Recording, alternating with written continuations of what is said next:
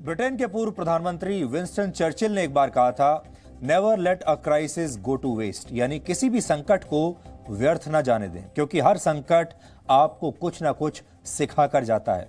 Corona virus एक ऐसा ही संकट है जिससे डरने की बजाय आप बहुत कुछ सीख सकते हैं और अपने भविष्य को बेहतर बना सकते हैं। कोरोना वायरस से बचने के बाद अब आप अपना एक नया जीवन शुरू कर सकते हैं। इसलिए आज सबसे पहले आपको यह समझना चाहिए कि कोरोना वायरस के इस संकट ने हमें क्या सिखाया है। इस वायरस ने हमें अपने परिवार के साथ समय बिताने की सीख दी है। अक्सर हम अपना खाली समय पार्टी करने में, शॉपिंग मॉल्स जाने में, फिल्में देखने में या इधर उधर बाहर घूमने में बिताते हैं, लेकिन इस वायरस ने आपको सिखाया है कि रिश्तों को समय देना भी उतना ही जरूरी है।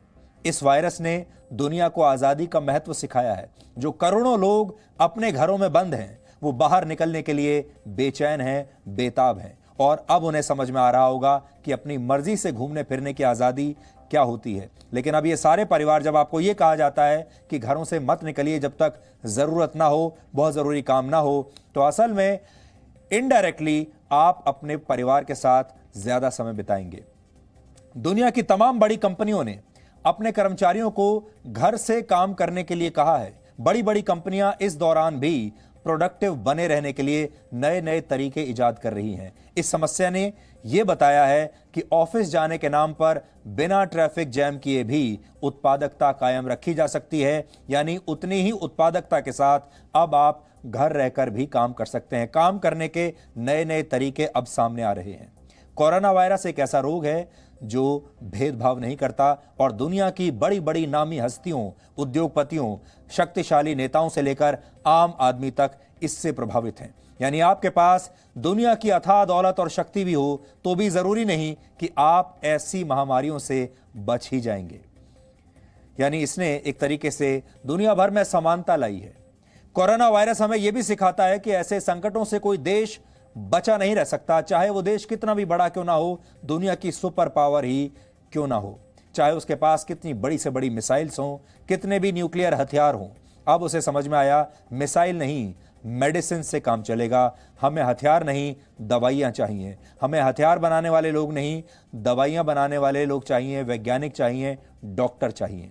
यह संकट हमें यह भी सिखाता है कि हम कितने ही आधुनिक क्यों ना बन जाएं, विज्ञान चाहे कितना भी मजबूत क्यों ना हो जाए और तरक्की कर ले, और हमें भले ही यह लगे कि सब कुछ सारी स्थितियों पर हमारा नियंत्रण है, लेकिन एक वायरस हमारे सारे अहंकार और दावों को ध्वस्त कर सकता है।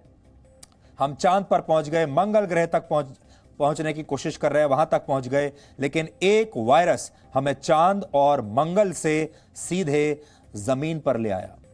कोरोना वायरस ने हमें यह भी सिखाया कि बड़े बड़े हथियार, मिसाइलें और परमाणु बम भी दुनिया के लिए इतने बड़ा खतरा नहीं है जितना बड़ा खतरा इस तरह के वायरस हैं।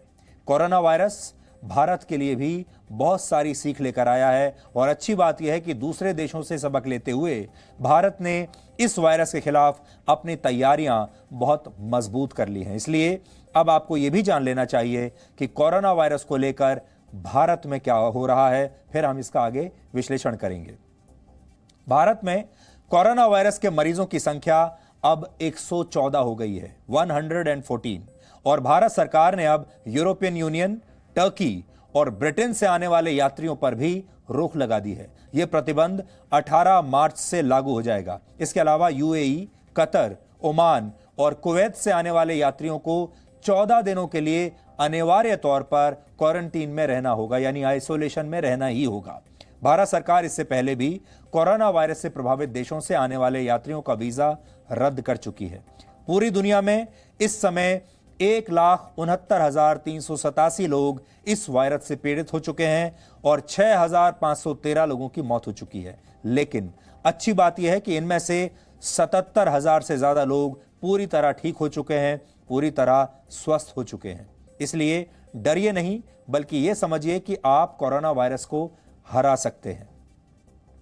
दिल्ली, उत्तर प्रदेश, महाराष्ट्र, उड़ीसा, छत्तीसगढ़, पंजाब, उत्तराखंड और मणिपुर जैसे राज्यों में सिनेमा हॉल्स, शॉपिंग मॉल्स और स्कूल कॉलेज 31 मार्च तक के लिए बंद कर दिए गए हैं, और हो सकता है कि आने वाले दिनों में कुछ और राज्यों में भी शॉपिंग मॉल, सिनेमा हॉल्स और स्कूल कॉलेज बंद हो जाएं।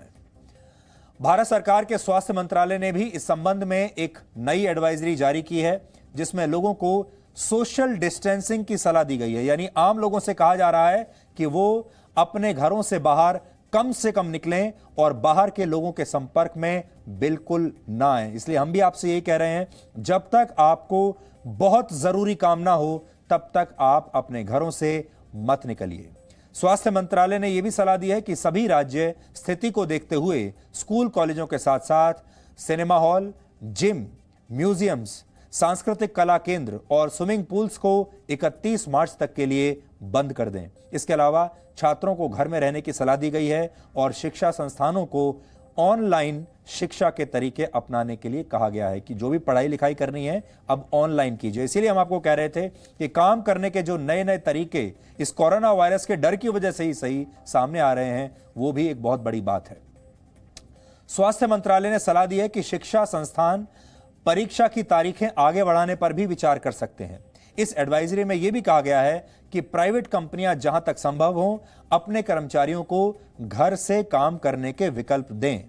यह भी कहा गया है कि रेस्टोरेंट्स जैसी जगह पर साफ सफाई का विशेष ध्यान रखा जाए और 2 टेबल्स के बीच कम से कम 1 मीटर की दूरी रखी जाए। आप भी ध्यान रखिए, जब आप खाना खाने के लिए बाहर जाएं, पहले ये देख लीजिए कि वो जगह साफ सुथरी है या नहीं, और अब जो 2 टेबल्स हैं उनके बीच में 1 मीटर की दूरी जरूरी है।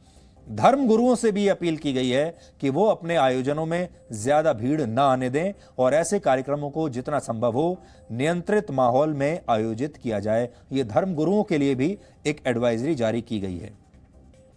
ऐसी धार्मिक सभाओं में लोगों के बीच कम से कम 1 मीटर की दूरी सुनिश्चित करने के लिए कहा गया है और आपके लिए भी जरूरी है, अगर आप फिर भी ऐसी किसी जगह पर जा रहे हैं तो 1 मीटर की दूरी बनाकर रखिए दूसरे लोगों से। इसके अलावा जिन परिवारों में शादी ब्याह हैं, उनसे भी अपील की गई है कि मेहमानों की संख्या को सीमित रखा जाए और गैर जरूरी आयोजनों के जरिए भीड़ जमा ना की जाए। यानी जो शादी अगर आप नहीं टाल सकते हैं तो फिर आपको कम से कम मेहमानों को बुलाकर यह विवाह करना चाहिए। Closure of all educational institutions, schools, universities, etc., gyms, museums, cultural and social centers, swimming pools and theaters. Students should be advised to stay at home. Online education to be promoted. Non-essential travel should be avoided. Buses, trains and aeroplanes to maximize social distancing. In public transport, besides ensuring regular and proper disinfection of surfaces. इस बीच देश की 3,500 से ज्यादा ऐतिहासिक इमारतें और कई museums भी 31 मार्च तक के लिए बंद कर दिए गए हैं, जो ASI के अंतर्गत आती हैं। यानी आपको घूमने के ख्याल से दिल्ली, आगरा या देश के दूसरे शहरों में जाने का कोई फायदा नहीं होगा। आप ना तो लाल किला देख पाएंगे ना ताजमहल देख पाएंगे, क्योंकि ये सब कुछ बंद कर दिया गया है। जो बिल्डिंग्स ऐसी हैं, पुरानी बिल्डिंग्स जो ASI के तहत आती हैं, उन्हें अब बंद कर दिया गया है। दुनिया के बड़े वैज्ञानिक प्रोफेसर गैब्रियल ल्यूंग ने चेतावनी दी है कि इस वायरस से दुनिया की 40 से 70% आबादी प्रभावित हो सकती है। यानी दुनिया के 300 करोड़ से लेकर 525 करोड़ लोग आने वाले समय में इस वायरस से प्रभावित हो सकते हैं। प्रोफेसर गैब्रियल ल्यूंग का मानना है कि अगर इससे 1% लोग भी मारे जाते हैं तो भी यह आंकड़ा 4.5 करोड़ से ज्यादा का होगा। 4.5 करोड़, यह आंकड़ा शायद सुनकर आप भी डर गए होंगे। लेकिन कोरोना वायरस से डरने की जरूरत नहीं, बल्कि इसमें छिपे संदेश को समझने की जरूरत है। संकट की यह घड़ी हमें सिर्फ यह बताती है कि सृष्टि के सामने इंसान का कद बहुत छोटा है और मृत्यु के सामने सारी शक्तियां, सारे दावे, सारा अहंकार ठहर नहीं सकते। इसलिए कोरोना वायरस से घबराएं नहीं, बल्कि इसे एक दर्पण की तरह प्रयोग करें और सृष्टि के साथ विरोध करते हुए नहीं, बल्कि सहयोग करते हुए अब आगे बढ़ें। इसीलिए हम आपसे कह रहे हैं कि कोरोना वायरस के बाद एक नया जीवन शुरू करने की आवश्यकता होगी। हम सबकी बड़ी पुरानी आदत रही है कि हम सरकारी सिस्टम को कभी भी अच्छा नहीं मानते और हमेशा प्राइवेट सेक्टर पर भरोसा करते हैं। हम हमेशा से कहते आए हैं कि जो सरकारी कर्मचारी हैं वो काम नहीं करते, सरकारी संस्थाएं अच्छी नहीं होती, सरकारी अस्पताल अच्छे नहीं होते, प्राइवेट अस्पताल बड़े अच्छे होते हैं, प्राइवेट सेक्टर जिन चीज़ों में काम करता है वो बहुत प्रोफेशनल होते हैं। हम सरकारी सिस्टम को बचपन से कोसते हुए बड़े हुए हैं। अगर सरकारी अस्पताल में कोई इलाज के लिए जाता है तो हम सबसे पहले यही पूछते हैं कि प्राइवेट अस्पताल में क्यों नहीं दिखाया। हमारे यहाँ सरकारी सिस्टम का हमेशा मजाक उड़ाया जाता है, इसे सोसाइटी के क्लास का मामला भी बनाया जाता है और बहुत तुच्छ माना जाता है। यानी जो इन्फ्लुएंशियल लोग हैं, पैसे वाले लोग हैं, प्रभावशाली लोग हैं, वो प्राइवेट सेक्टर में जाते हैं और जो लोग इसे अफोर्ड नहीं कर सकते, जिनके पास पैसा नहीं है, वो सरकारी स्कूलों में पढ़ते हैं, नहीं तो सरकारी अस्पतालों में इलाज कराते हैं और सरकारी सिस्टम का हिस्सा बनते हैं। लेकिन जिन सरकारी व्यवस्थाओं की अक्सर हम खिंचाई करते हैं, जिन पर भरोसा नहीं करते, जिनका मजाक उड़ाते हैं, वही सरकारी सिस्टम आज इतने बड़े संकट के वक्त इस देश में हर व्यक्ति की लाइफ लाइन बना हुआ है। कोरोना वायरस से जो संकट बना है उसमें आपको सरकारी सिस्टम और प्राइवेट सिस्टम का फर्क साफ दिखाई दे जाएगा। विदेशों में फंसे लोगों को निकाल कर लाने से लेकर देश में वायरस संक्रमण के संदिग्धों की पहचान करने तक, उनकी जांच से लेकर उनका इलाज करने तक, जिस तरह से कोरोना वायरस के खिलाफ एक तरह का युद्ध इस समय लड़ा जा रहा है, क्या उसमें आपको कहीं भी कोई प्राइवेट सेक्टर के लोग दिखाई दे रहे हैं? प्राइवेट सेक्टर दिखाई दे रहा है। जिस प्राइवेट सेक्टर पर आप सभी बहुत भरोसा करते हैं वो कहीं आपको दिखाई दिया? इसलिए आज उन सभी लोगों को सलाम करने का दिन है, सल्यूट करने का दिन है, जो कोरोना वायरस से आपकी और आपके परिवार की सुरक्षा के लिए दिन रात अपनी जान खतरे में डालकर जुटे हुए हैं, क्योंकि भारत जैसे बड़े देश में यह मामूली बात नहीं है। हमारे देश के हवाई अड्डों पर, अलग अलग एयरपोर्ट्स पर अब तक 12,76,000 यात्रियों की स्क्रीनिंग हो चुकी है। ये किसने की? सरकारी कर्मचारियों ने, सरकारी डॉक्टरों ने।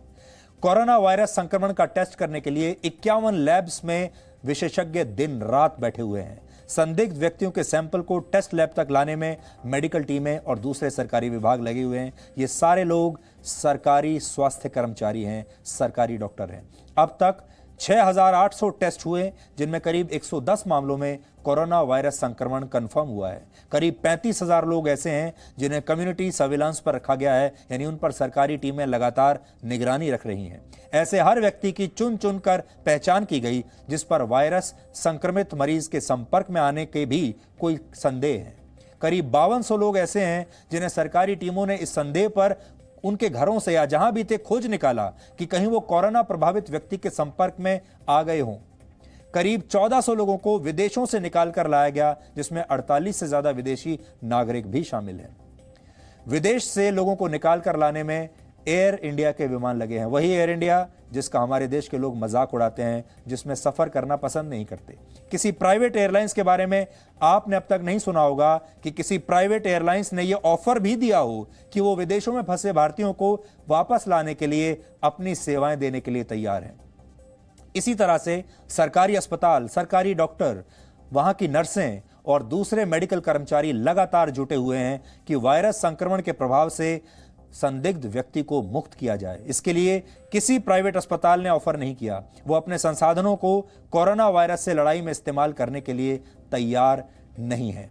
वायरस संक्रमित लोगों को अलग रखने के लिए जो क्वारंटीन सेंटर बने हैं वो सब सरकारी सिस्टम ने ही तैयार किए हैं। इन सेंटर्स तक मरीजों को लाने के लिए एयरफोर्स मदद कर रही है। सेना ने राजस्थान के जैसलमेर में 1000 लोगों को रखने की क्षमता वाला क्वारंटीन सेंटर बनाया है। ऐसे क्वारंटीन सेंटर बनाने का ऑफर प्राइवेट अस्पताल भी तो कर सकते थे। हालांकि 1-2 मुट्ठी भर कुछ प्राइवेट अस्पतालों में भी बन रहे हैं, लेकिन उनकी संख्या बहुत ही कम है। इसलिए हम कह रहे हैं आपको कि जिन सरकारी डॉक्टरों का आप मजाक उड़ाते थे, शायद जिन पर भरोसा नहीं करते थे, आज उन सब सरकारी कर्मचारियों, डॉक्टरों, नर्सेज और मेडिकल स्टाफ को सलाम करने का दिन है।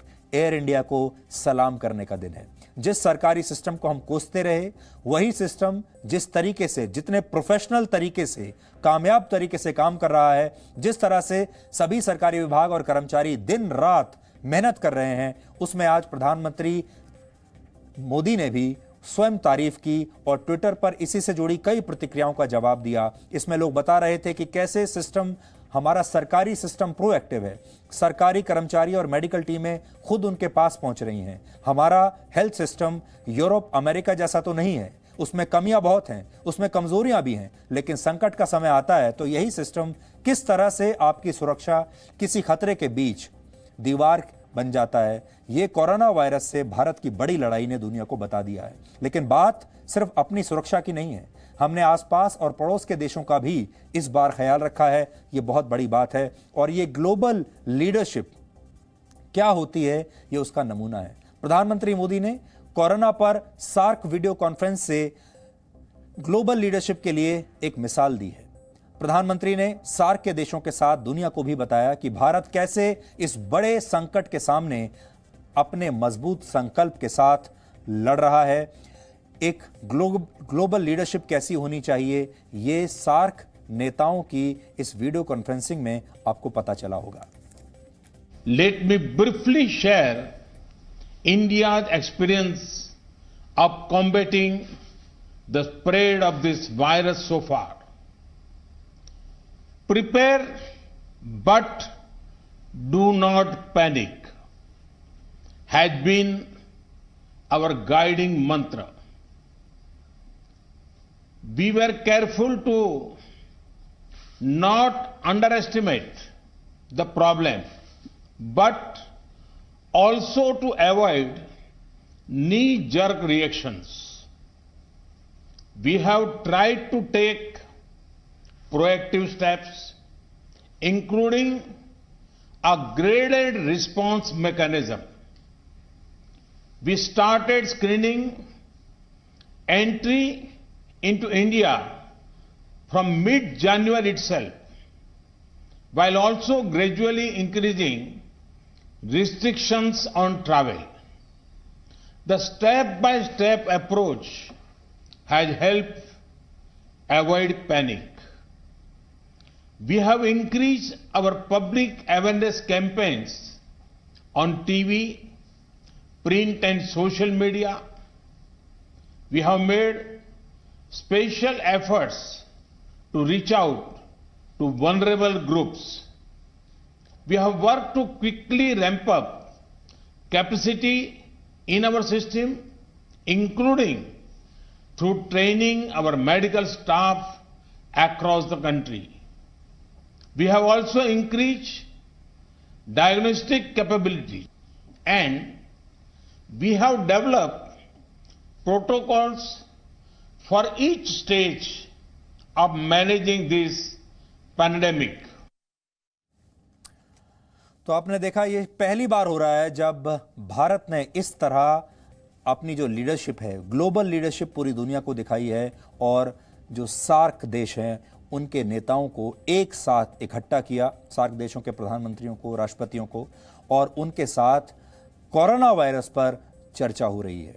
ये एक बहुत बड़ी बात है। ये काम असल में यूनाइटेड नेशंस को करना चाहिए था, ये काम वर्ल्ड हेल्थ ऑर्गेनाइजेशन को करना चाहिए था, जो काम संयुक्त राष्ट्र को करना चाहिए था, सोचिए वो काम भारत कर रहा है, ताकि अपने क्षेत्र के सारे देशों को एकजुट करके एक इमरजेंसी फंड बनाने की भी बात की गई है कि एक फंड बनाया जाए जो कोरोना वायरस से लड़ने के काम आएगा और ये सारे देश एक साथ मिलकर एक महामारी का मुकाबला करेंगे। ये एक बिल्कुल नई तरह की पहल है। हमारे सिस्टम की अपनी पुरानी कमजोरियों के बावजूद भारत कोरोना वायरस से बड़ी लड़ाई लड़ रहा है और यह मुमकिन इसलिए हो सका क्योंकि हमारे सिस्टम ने बहुत मजबूत इच्छा शक्ति इस बार दिखाई है। आप में से बहुत सारे लोग अक्सर मजाक करते होंगे, भारत में कुछ नहीं हो सकता। अगर कोरोना वायरस भारत जैसे देश में आ गया, चीन ने तो काबू में कर लिया, बाकी देशों ने कर लिया, हम नहीं कर पाएंगे, हमारे बस की बात नहीं है, हमारे यहाँ इंफ्रास्ट्रक्चर नहीं है, हमारे यहाँ प्रोफेशनलिज्म नहीं है, हम नहीं कर पाएंगे। लगातार आप यही सोच रहे होंगे, लेकिन सोचिए 135 करोड़ के देश में अभी भी सिर्फ 114 लोगों को ही ये इन्फेक्शन हुआ है, लगभग 0%। इसलिए इस लड़ाई को लड़ने वाले हर योद्धा का आज आप सबको सम्मान करना चाहिए। इसके लिए आज हमने आप सभी से #कोरोनाफाइटर्स के नाम संदेश देने की अपील की है। ये एक हैशटैग हमने क्रिएट किया है, इसका नाम है कोरोना फाइटर्स। आप #कोरोनाफाइटर्स के साथ अपना संदेश, अपना बधाई इन लोगों तक पहुंचा सकते हैं। इन लोगों के नाम आप नहीं जानते होंगे, ये लोग भी आपको नहीं जानते, लेकिन ये देश का कर्तव्य है, आप सबका कर्तव्य है कि कम से कम इनका मनोबल ऊंचा रखने के लिए इन्हें कम से कम ये जानना चाहिए कि देश आज इनके प्रति कितना सम्मान दिखा रहा है और कैसे देश इन्हें धन्यवाद कह रहा है कोरोना फाइटर्स के नाम से। आपको याद होगा जब हमारे देश में नोटबंदी हुई थी, तब बैंक के कर्मचारियों ने भी इसी तरह दिन रात बड़ी मेहनत से लगातार काम किया था। उन्होंने तब छुट्टियां नहीं ली थी, लोगों की बहुत बातें भी उन्हें सुननी पड़ी थी, ओवर टाइम का पैसा भी नहीं मिला। आज कोरोना वायरस से लड़ाई में जिस तरह से सरकारी कर्मचारी जुटे हैं, उसने फिर से बता दिया कि संकट के समय देश के यही योद्धा काम आते हैं। नोटबंदी के समय हमारे बैंक के कर्मचारी काम आए थे और आज हमारे देश के सरकारी डॉक्टर, नर्स और मेडिकल स्टाफ काम आ रहा है। हमारे देश की सेना काम आ रही है, एयर इंडिया के लोग काम आ रहे हैं। आगरा में तो एक संक्रमित महिला के बारे में सिस्टम को गुमराह करने के लिए उसके पिता पर एफआईआर भी हुई है। कई लोग आइसोलेशन में सरकारी सुविधाओं की आलोचना कर रहे हैं कि सुविधाएं अच्छी नहीं है, लेकिन कोरोना वायरस से लड़ाई में इस तरह की सोच खतरनाक है। हमें जागरूक रहना चाहिए, जिम्मेदार बनना चाहिए, अपने स्तर पर भी मदद करनी चाहिए, क्योंकि कोरोना से डर नहीं, सतर्कता जरूरी है। हम आपको गाजियाबाद के एक डॉक्टर का एक वायरल वीडियो दिखाते हैं जो बहुत आसान भाषा में कोरोना वायरस के डर को दूर कर रहे हैं। ये भी हमारे देश के नायकों में से एक है। पहली बात, मैं कोरोना के बारे में आपको कुछ भी वो सब नहीं बताऊंगा जो आप सब जानते हैं व्हाट्सएप पे, इंटरनेट पे पढ़ के, बिल्कुल नहीं बताऊंगा वो सब। मैं वो बता रहा हूँ आप कैसे डिफरेंशिएट करो कि आपको कोरोना है या नहीं है। उसके बाद आप में से कोई अगर वो सिस्टम नहीं है तो उसको लगता है कि मुझे कोरोना नहीं है, वो फीस वापस ले घर जाए, कुछ होता है। ठीक, खांसी, जुकाम, बलगम, बुखार, यही झगड़े हैं सबके।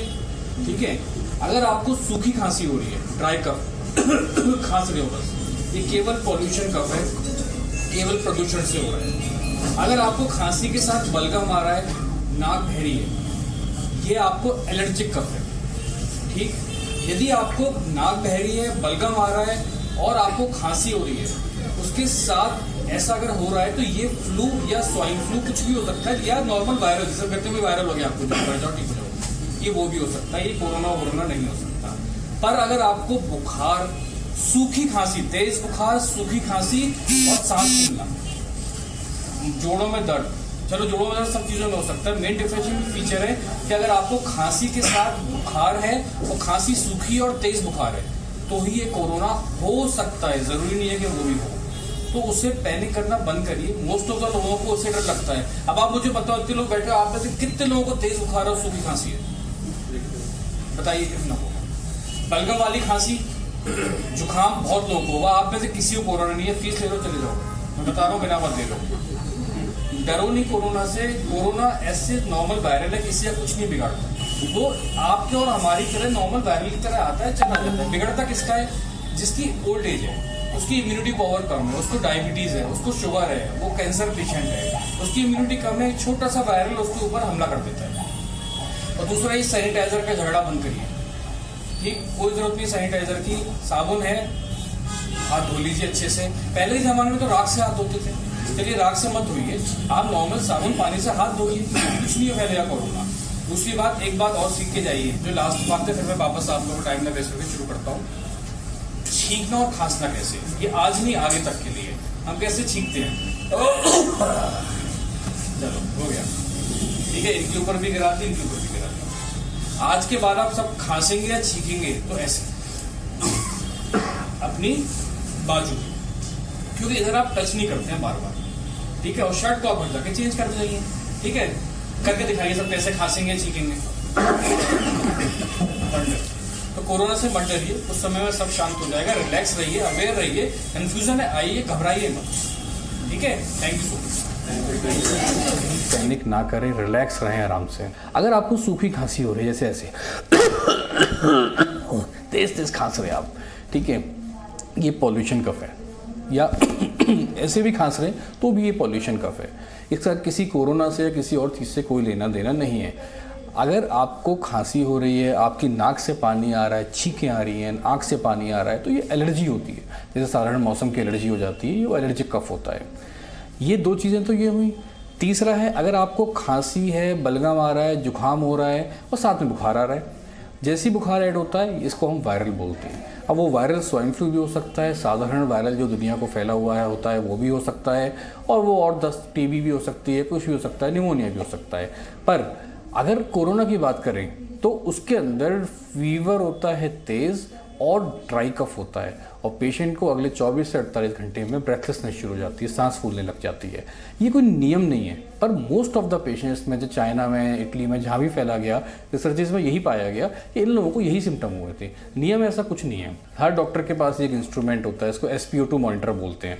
आपकी वो उंगली में इसको लगा करके सांस फूल रही होगी, चेक कर लेंगे ऑक्सीजन कितनी है। अगर आपकी ऑक्सीजन इसमें अच्छी है, 98, 99, 100% है, कोई चक्कर नहीं, कोई परेशानी नहीं है। अगर ऑक्सीजन कम है तो वो आपसे हिस्ट्री लेंगे कि भाई कहीं ऐसा तो नहीं किसी कोरोना वाले से आप मिले थे, कोई कहीं ऐसा तो नहीं कि आप कहीं चाइना से आए हों, अभी आप कहीं आप इटली से आए हों। ऐसी परिस्थिति में फिर वो आपको टेस्टिंग के लिए या आइसोलेशन की बात करेंगे।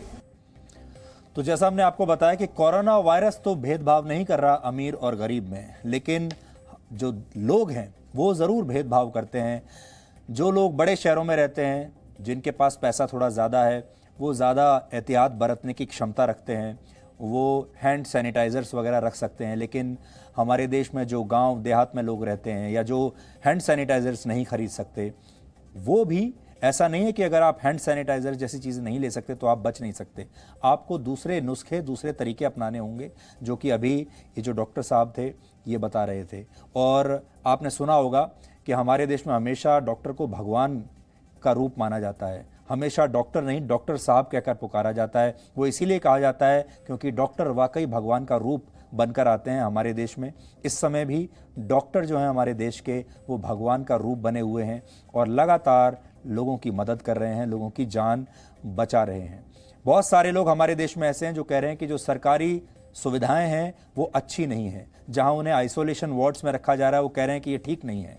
हम अपने पैसे से किसी और जगह आइसोलेशन वार्ड में जा सकते हैं, लेकिन हम ऐसी ख़राब सुविधाओं के बीच में नहीं रहेंगे। यहाँ बात पैसे की नहीं है, बात डिसिप्लिन की है। और आपने देखा होगा हमारे देश में तो अमीर और गरीब का बहुत भेदभाव है, लेकिन इटली और स्पेन जैसी जगहों पर, जहाँ पर क्षमता उनकी बहुत कम है ऐसे लोगों को रखने की, वहाँ पर वार्ड्स में जो बेड हैं, बेड्स बहुत लिमिटेड हैं। वहाँ पर वो उन्हीं लोगों को जगह दे रहे हैं जिनके बचने की कोई उम्मीद है, उनको वहाँ पर रखा जा रहा है। और जिन लोगों के बचने की कोई उम्मीद नहीं है, उन्हें वहाँ पर रखा भी नहीं जा रहा है। अब आप सोचिए कि वहाँ सबके पास पैसा है, लेकिन पैसा ऐसी जगह पर आपके काम नहीं आएगा।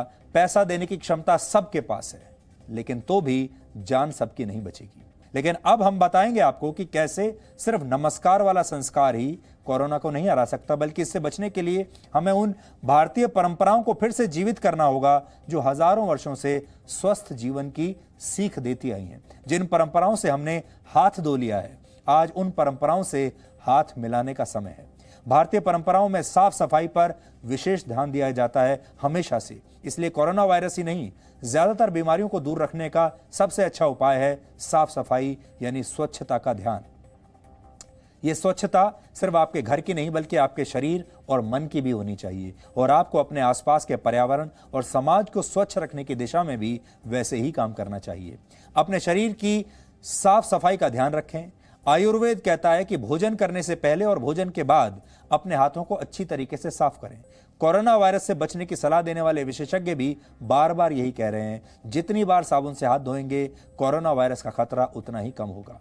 आपने गौर किया होगा, हमारे देश में किसी अनुष्ठान या पूजा के दौरान बार बार जल से हाथ धोने की, हाथ की शुद्धि कराई जाती है।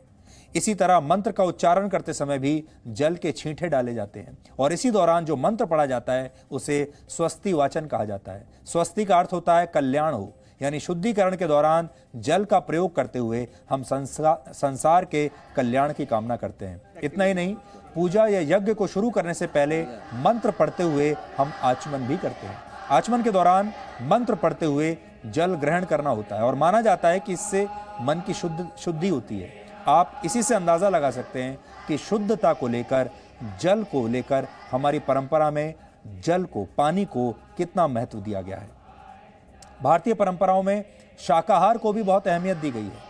आपने शाकाहार से होने वाले रोगों के बारे में शायद ही कभी सुना होगा कि शाकाहार से कोई रोग हुआ हो, लेकिन मांसाहार से होने वाले रोगों की सूची बहुत लंबी है। हम ये नहीं कह रहे कि आप अपने खान पान की आदत बदल लीजिए या मांसाहार खाना अच्छी बात नहीं है, इसमें हम कुछ नहीं कह सकते आपको। आपकी चॉइस है, आप जैसा चाहें जो चाहें खाएं, वेजिटेरियन खाइए, नॉन वेजिटेरियन खाइए, लेकिन कम से कम कोरोना वायरस के दौर में आप कुछ समय नॉन वेजिटेरियन खाने से दूर रहकर ऐसे रोगों से बच सकते हैं जो कोरोना वायरस के मरीजों के लिए स्वस्थ होने के सफर को मुश्किल बना देते हैं। इन रोगों में डायबिटीज, हाइपरटेंशन, ओबेसिटी और दिल से जुड़ी बीमारियां भी शामिल हैं। जिन लोगों को ये रोग पहले से हैं, कोरोना वायरस के खिलाफ उनकी लड़ाई काफी मुश्किल हो जाती है। इसलिए इसके अलावा आप अपने घर और घर के आसपास साफ सफाई पर ध्यान रखें। ज्यादातर संक्रामक रोगों के फैलने की शुरुआत गंदगी से होती है। आप चाहें तो जीवन में सत्यमेव जयते की तरह स्वच्छमेव जयते के विचार को भी शामिल कर सकते हैं। सोशल नेटवर्किंग के दौर में आपके हजारों दोस्त तो बन जाते हैं, लेकिन इस वर्चुअल दोस्ती और वर्चुअल रिश्ते के चक्कर में आप अपने परिवार और समाज को समय नहीं देते। लेकिन कोरोना वायरस की वजह से दुनिया के करोड़ों लोगों ने अब घर से बाहर निकलना बंद कर दिया है। इसे सोशल डिस्टेंसिंग कहा जाता है, यानी बाहरी लोगों के संपर्क में आने से बचना। हो सकता है इस कोरोना काल में आप भी बाहर निकलने से बच रहे हो या आपको भी आपकी कंपनी ने घर से काम करने के लिए कह दिया हो। इसलिए आपको इस समय का सदुपयोग करना चाहिए। आप ज़्यादा से ज़्यादा समय अपने परिवार के साथ बिताइए। सोशल नेटवर्किंग की जो दीवारें रिश्तों के बीच आकर खड़ी हो गई थीं, उन्हें गिरा दीजिए। एक बार फिर से रिश्तों की बैटरी को आपको रिचार्ज करना चाहिए। हो सकता है कि जब आप दोबारा काम पर लौटें तो आपके असली रिश्तों की नेटवर्किंग वर्चुअल रिश्तों के मुकाबले ज़्यादा बेहतर हो चुकी हो। यहाँ पर आप एक और बात पर ध्यान रखें, किसी भी रोग को सिर्फ दवाएं नहीं बल्कि आपकी इच्छा शक्ति भी हराती है, और इच्छा शक्ति उसी के पास होती है जिसका मन शांत होता है और संतुलित होता है। इसलिए अगर आप घर पर ही रहने पर मजबूर हैं तो ध्यान यानी मेडिटेशन को अपनी दिनचर्या में ज़रूर शामिल करें। इससे न सिर्फ आपका मानसिक स्वास्थ्य बेहतर होगा बल्कि संकट की घड़ी में आप मजबूत बने रहेंगे। और आपको मिनिमलिज्म की आदत को भी इस बार अपनाना चाहिए। कोरोना वायरस का ये संकट आपसे कह रहा है कि मिनिमलिज्म आपके लिए ज़रूरी है। हिंदी में इसका अर्थ होता है अपरिग्रह, यानी उतने ही संसाधन जमा कीजिए जितने की आपको आवश्यकता है, क्योंकि मन में विचार उतने ही होने चाहिए जिनसे आपकी सकारात्मकता बनी रहे, और घर में भी सामान उतना ही होना चाहिए जितने की आपको आवश्यकता हो। कोरोना वायरस जैसे संकट हमें अपना जीवन जीने का तरीका बदलने की नसीहत दे रहे हैं। और सबसे जरूरी बात यह कि साधारण व्यक्ति के मन में विचारों का प्रवाह बहुत तेजी से होता है, और जब तक आप दूषित विचारों को क्वारंटीन यानी अच्छे विचारों से अलग थलग नहीं करेंगे तब तक आप अपने भविष्य की दशा और दिशा तय नहीं कर पाएंगे। इसलिए इस अवसर का भरपूर फायदा उठाइए और डरने की बजाय समय का सदुपयोग करने पर ध्यान केंद्रित कीजिए। कुल मिलाकर आप हाथ मिलाने के बजाय लोगों को नमस्कार करें, साबुन से हाथ धोते रहें, साफ सफाई की परंपरा का पालन करें, परिवार को समय दें, विचारों और वस्तुओं का जरूरत से ज्यादा संग्रह करने से बचें। No signal, no worry. Presenting Z News app with live TV, latest updates and expert opinion. Available on Google Play and App Store. Download it now.